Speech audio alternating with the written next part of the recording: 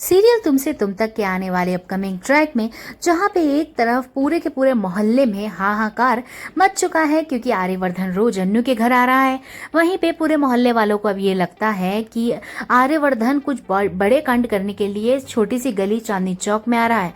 वो ये चाहता होगा कि हमारे पूरे घर हड़प ले और कुछ बहुत बड़ा बना दे। अब वहां पे बतंगड़ हो जाता है।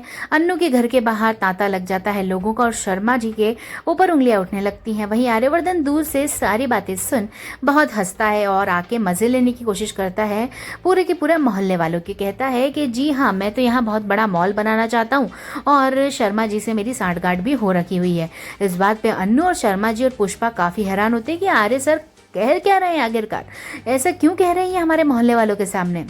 वहीं पे शर्मा जी चौंकते हुए जब आर्य को देखते हैं तो आर्य को आ जाती है हंसी और वहीं पे वो मैटर दब जाता है।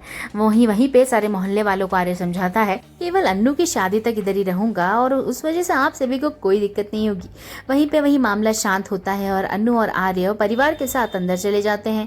वहीं पे अब देखना मजेदार तो ये होगा कि पुष्पा डर चुकी है अब कि कहीं अन्नू की और बदनामी ना हो जाए। तो वहीं आर्य से यही कहती है पुष्पा कि आप सर चले जाइए यहाँ से, अन्नू की शादी के दिन ही आना।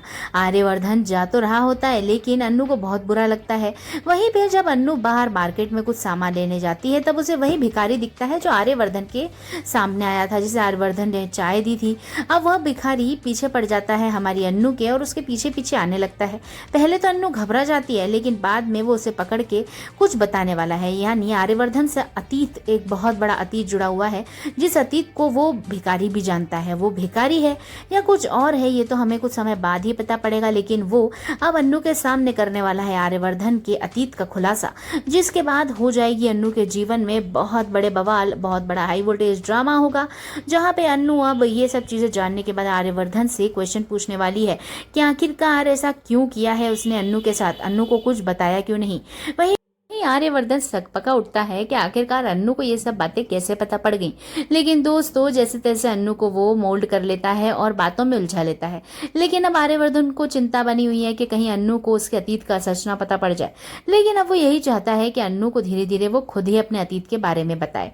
पहली बात तो वो अपने अतीत के बारे में ये बात अन्नू को अब सबसे पहले बताने वाला है और ये कहने वाला है कि वो शादीशुदा था, यानी उसकी पत्नी मर चुकी है। अब ये सच जान के अन्नू का क्या हाल होगा ये तो देखना मजेदार होगा, इसलिए जब तक आप बने रहिए देखते रहिए सीरियल तुमसे तुम तक। वीडियो पर एक लाइक करके जाना ना भूलें।